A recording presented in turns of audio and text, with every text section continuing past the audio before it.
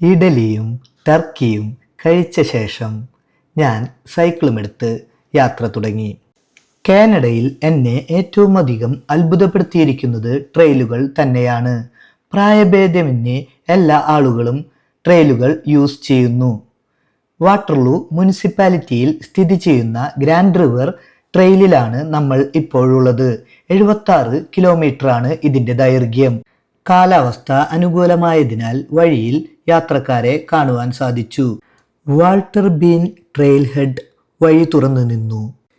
പച്ചപ്പും കാറ്റിൻ്റെ തണുപ്പും ഗ്രാൻഡ് നദിയുടെ ഒഴുക്കും എല്ലാം ചേർന്ന് എൻ്റെ യാത്രയെ ഒരുപാട് മനോഹരമാക്കി.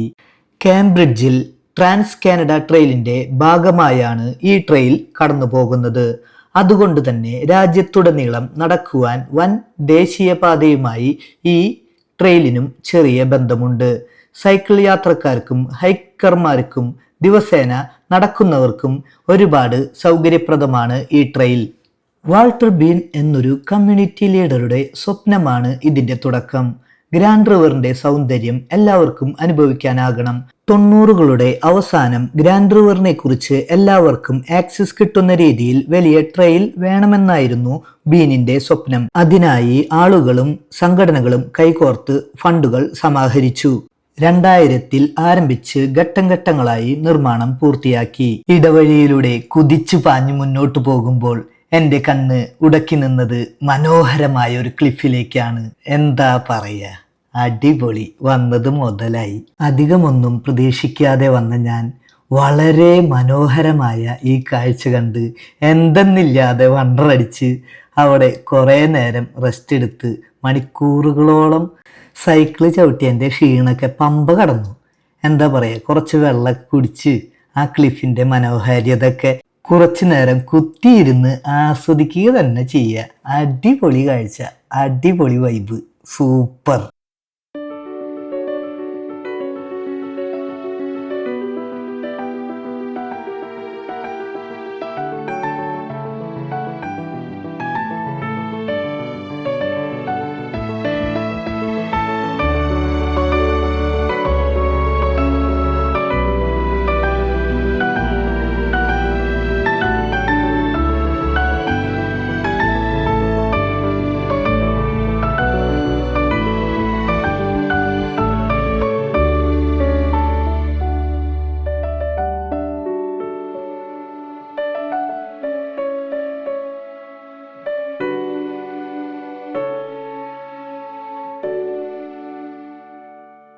കുറച്ചുകൂടെ മുന്നോട്ട് നീങ്ങിയപ്പോൾ തന്നെ കുറെ കൂടെ വിശാലമായ മറ്റൊരു ക്ലിഫും കാണുവാനിടയായി. പുഴയുടെ ശാന്തമായ ഒഴുക്കും കാറ്റിൻ്റെ തണുപ്പും എല്ലാം കൂടെ ചേർന്ന് വളരെ മനോഹരമായ കാഴ്ചകളിലേക്ക് നമ്മൾ പോയിക്കൊണ്ടിരിക്കുന്നു.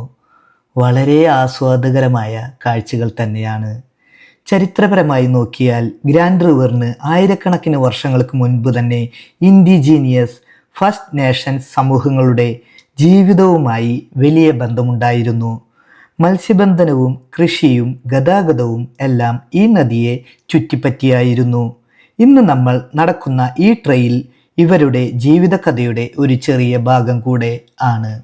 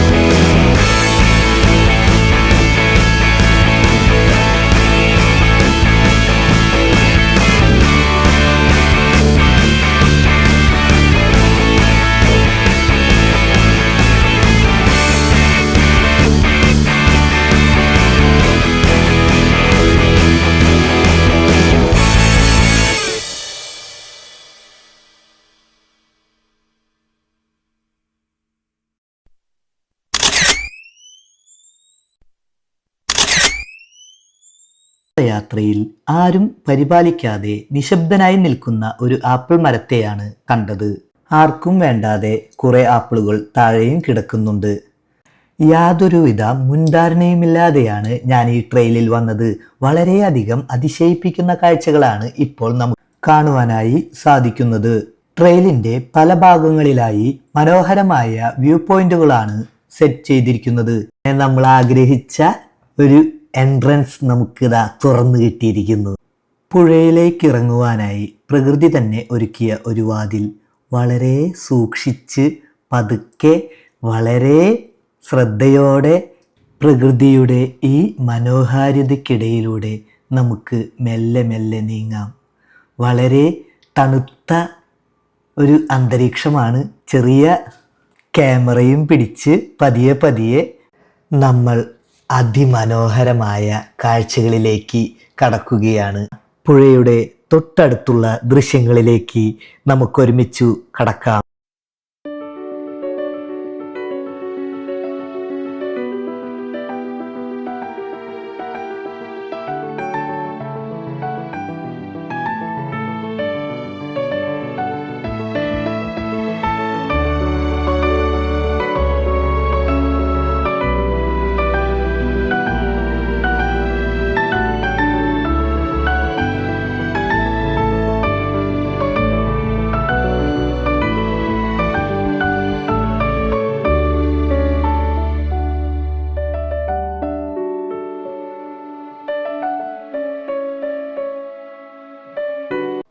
ഈ സ്ഥലത്തിൻ്റെ സൗന്ദര്യം മാത്രമല്ല, അതിൻ്റെ ചരിത്രവും പറയാതെ വയ്യ. ഏകദേശം 11,000 വർഷങ്ങൾക്ക് മുന്നേ സ്വദേശികൾ ഇവിടെ ജീവിച്ചിരുന്നു. ആ കാലഘട്ടത്തിൽ ഇവിടുത്തെ പ്രകൃതി അവർക്ക് ഭക്ഷണവും വെള്ളവും അഭയവും നൽകി. ഇന്ന് ഞാൻ ഈ സ്ഥലത്ത് നിന്നുകൊണ്ട് വെള്ളത്തിൻ്റെ ഒഴുക്ക് നോക്കുമ്പോൾ അനുഭവിച്ചത് എന്തായിരിക്കാമെന്ന് ഞാൻ മനസ്സിൽ വരച്ചു കണ്ടു.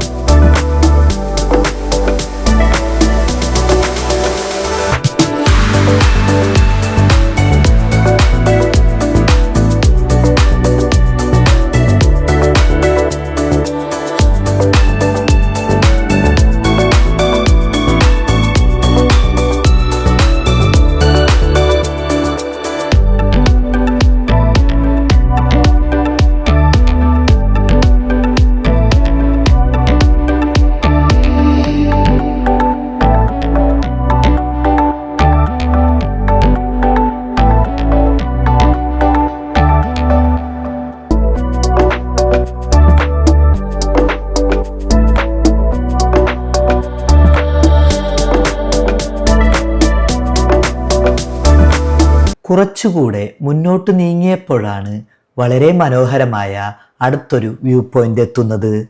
അതിനോട് ചേർന്ന് തന്നെ വെള്ളം ഒഴുകിപ്പോയ ഒരു ദിശയിലൂടെ നമുക്കും ഒന്ന് ഇറങ്ങി നോക്കാം.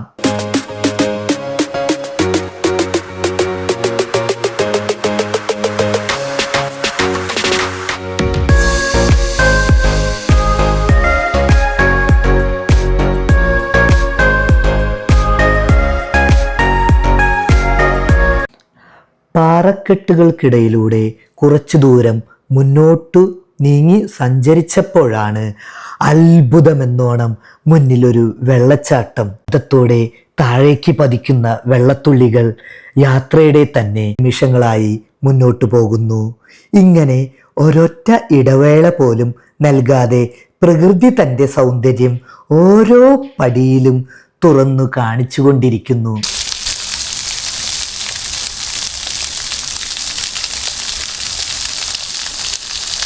മുകൾ ഭാഗത്തുകൂടെ സഞ്ചരിക്കുന്നവർക്ക് ഇങ്ങനെയൊരു വെള്ളച്ചാട്ടം താഴെ ഉണ്ടെന്നതിൻ്റെ യാതൊരുവിധ സൂചന പോലും ലഭിക്കുകയില്ല.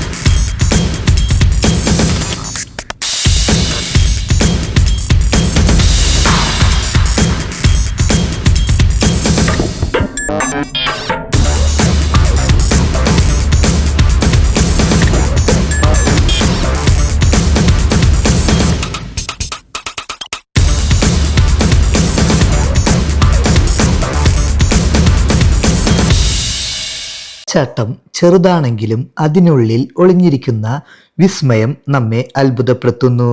നാഗരികതയുടെ ആയിരക്കണക്കിന് വർഷങ്ങൾ പഴക്കമുള്ള കഥകൾ വാൾട്ടർ ബീൻ ട്രെയിൽ ഹെഡിൻ്റെ വഴികളിലൂടെ നടക്കുമ്പോൾ നമ്മൾ ഓർത്തുപോകുന്നു. വർഷങ്ങൾക്ക് മുന്നേ ആദിവാസി സമൂഹങ്ങൾ ജീവിച്ചിരുന്നതിൻ്റെ വ്യക്തമായ തെളിവുകൾ ഇപ്പോഴും ഇവിടെ അവശേഷിക്കുന്നുണ്ട്. അതിലേക്കൊന്ന് നമുക്ക് എത്തി നോക്കാം. അല്പം പ്രയാസപ്പെട്ടിട്ടാണെങ്കിലും ദുർഘടപാതയിലൂടെ സൈക്കിളുമെടുത്ത് നമ്മൾ യാത്രയായി. വളരെ മനോഹരമായ കാടിനുള്ളിലൂടെയാണ് യാത്ര.